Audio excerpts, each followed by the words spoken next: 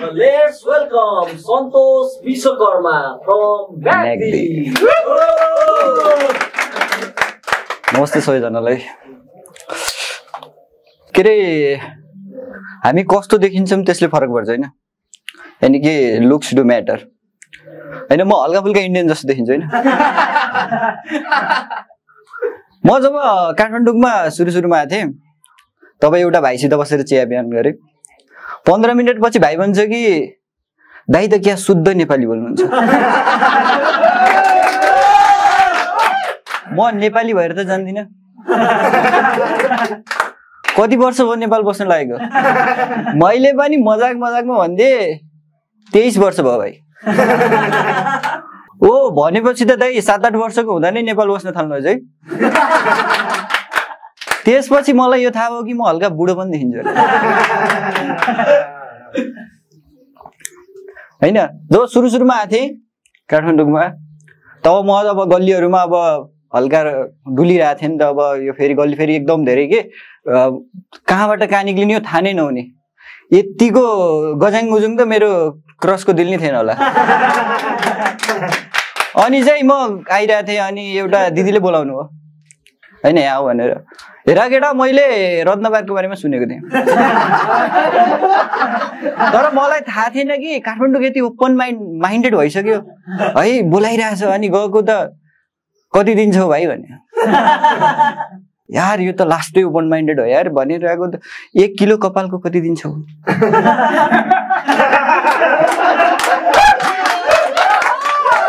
यार यो त र्यासिजम हो यार। अनि अर्को ठाउँमा पनि अब मैले दिदीलाई भने हैन म दिदी म नेपाली हो भने, अनि अर्को ठाउँमा नि गएँ, एउटा दाइले बोलाइरहेको कि मलाई। अनि बोलायो अनि खाली शिशीको कति लिने गरेको छौ भाइ, कति दिने गरेको छौ भाइ रे। साले डाइरेक्ट तिमी इन्डियन देखिन्छौ भनेको केही हुँदैन थियो के, तर जसरी अहिले बोल्यो नि त्यो त अलग किसिमको रेसिस्ट हो भाइ। अनि मैले उसलाई भने कि दाइ म नेपाली हो, ए मलाई माफ गरिदियो, मलाई लाग्यो तिमी इन्डियन हो। ध्यान दिएर हेरेको यो आफै कोरियन जस्तो देखिरहेछ, यानी कि यसको नजरमा यो आफै पनि नेपाली होइन। हैन यस्तो चाहिँ किन के यार, तपाईँ जस्तो सुकै देखिनुहोस्, नेपालमा बस्नुहुन्छ, नेपाललाई माया गर्नुहुन्छ भने त तपाईँ नेपाली हो नि त। तर लुक्सले म्याटर त गर्ने फेरि हरेक ठाउँमा लुक्सले म्याटर गर्ने के। लभ पार्न खोजिरहेको लभ परिराखेन मेरो हैन। अब कालो अनि म मम्मीलाई सोधिरहेको छु कि मम्मी म के नराम्रो छु? मम्मी भन्नुहुन्छ कि झुट बोल्न नपाएर आज व्रत छ। भन्ने कुरा के भने म व्रत बसेरै जन्माउनु भएको मलाई, त्यो पनि पूर्णिमाको कालो चन्द्र कालो रात बनाएर। अनि अब मम्मीलाई त जसरी पनि माया लाग्छ होइन, जस्तो सुकै भए पनि, तर समाजले त त्यो भन्दैन नि त हैन। समाजले चाहिँ तपाईँले कसरी हेर्छ भने तपाईँको लुक्सलाई लिएर धेरै नै जज गर्छ के हैन। स्कुलमा पनि जब कसैको के हराउँथ्यो नि, सहब आएर मलाई सोध्थ्यो कि यार तिमीले मेरो कलम देखेका छौ? यो के चलिरहेछ बे? एकपटक शीतलाई अनि आएर मलाई भन्छ कि मेरो दिल हरायो, तिमीले त भेटेनौ। मेरा पालो गालामा एक झड्कन दिए, साला सबले मलाई नै चोर देखिरहेछ। त्यो अहिले आएर चाहिँ महसुस गर्छ कि सकल त चोरको जस्तो थियो, अक्कल चाहिँ मूर्खको परेछ। ल ठिक छ माने अनुहार अब जस्तो सुकै छ, कमसे कम शरीर त हुनुपर्छ। गाउँ घरमा सामान बेच्न आएको मान्छेले मलाई गाँजा छुटाउने औषधि दिएर गएको छ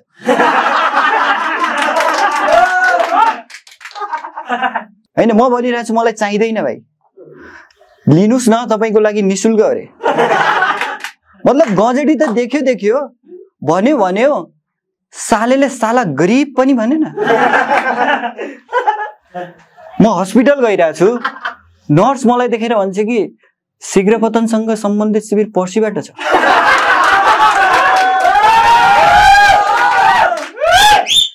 टाउको दुखेर सिटामोल दिन गएको मान्छेलाई अश्वगन्धा र शिलाजित भिराइदिए। म सिंगल मान्छे धरापमा खाएर मैले रातभरि लोकसेवाको तयारी गरिरहेको छु। तपाईँ कस्तो देखिनुहुन्छ यो म्याटर गर्छ कि लुक्स रियली डु म्याटर।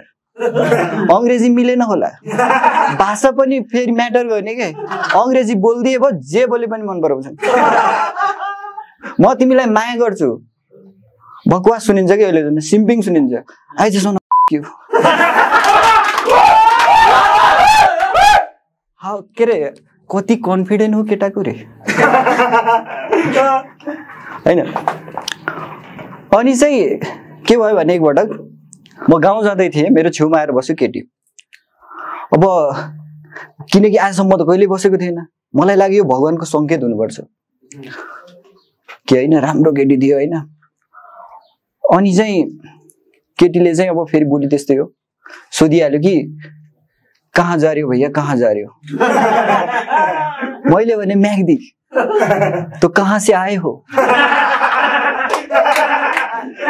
मैले भने म्याग्दीबाटै हुँ म।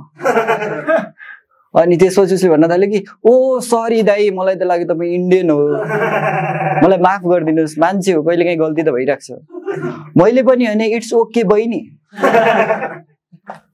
ऊ भन्छ कि बहिनी भाइ हो म।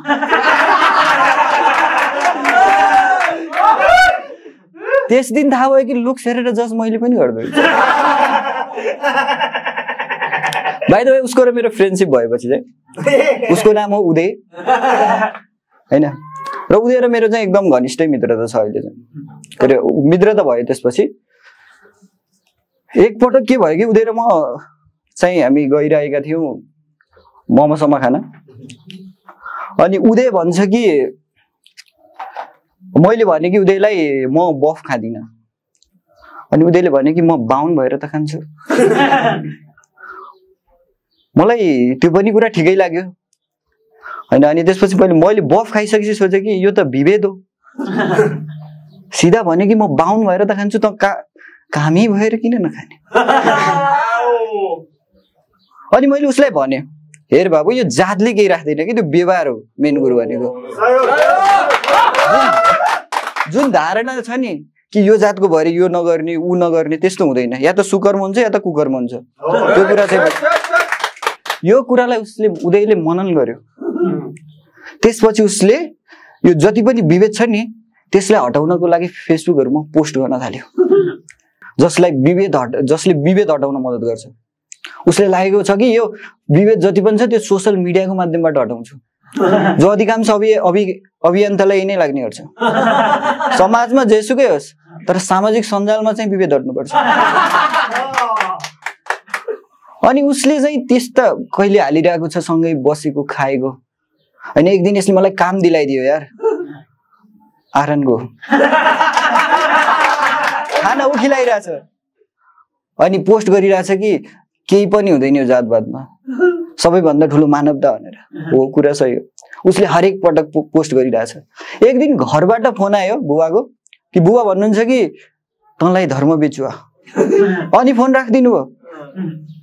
त्यसपछि चाहिँ मैले सोचेँ कि आखिर यसले कस्तो पोस्ट हाल्यो, अब के चाहिँ गर्यो, कुन चाहिँ धर्ममा लग्यो मलाई? धर्मको समानताको लागि यसले मलाई मुसलमान बनायो कि क्रिस्चियन? म सोचि नै रहेको थिएँ। अनि मैले पोस्ट हेरेँ, थाहा भयो कि किस खाएको फोटो हालेको रहेछ। धार्मिक विभेद होइन, लैङ्गिक विभेद हटाउन पछि परेछ।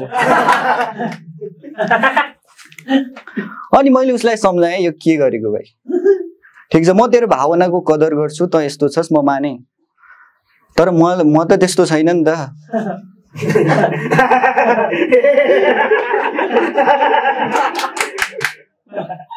हैन, म उसलाई सम्झाइरहेको छु हैन, जो जस्तो छ, जसको व्यवहार जस्तो छ त्यो त्यस्तै नै हुनुपर्छ। त्यसको आधारमा कसैलाई चाहिँ विभेद गर्नु हुँदैन हैन, चाहे त्यो लिङ्ग होस्, चाहे त्यो जाति होस्, धर्म, भाषा, कुनै पनि आधारमा विभेद गर्नु हुँदैन हैन। म तेरो भावनालाई बुझ्छु, भावनाको कदर गर्छु, तर मलाई चाहिँ केटा मन पर्दैन। मैले उसलाई भनिरहेको थिएँ कि अचानक युट्युबे पत्रकार फ्याट। त्यसपछि युट्युब पत्रकार सोधिरहेछ कि तपाईँ मध्ये श्रीमानको श्रीमतीको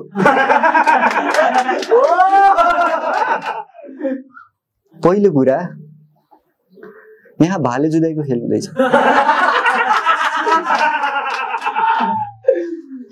दोस्रो कुरा यी पत्रकारहरूलाई कोही सम्झाओ यार, जहाँ पनि घुसिदिन्छन्।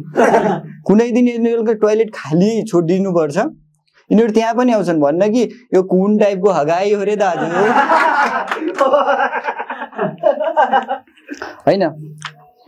यति भइसकेपछि उसले बुझ्यो कुरा। अब तपाईँहरूलाई लागेको होला कि अरू सब त ठिकै छ, तर किस खाएको फोटो चाहिँ कहाँबाट आयो? मान्छे हो, कहिलेकाहीँ त गल्ती भइहाल्छ। धन्यवाद।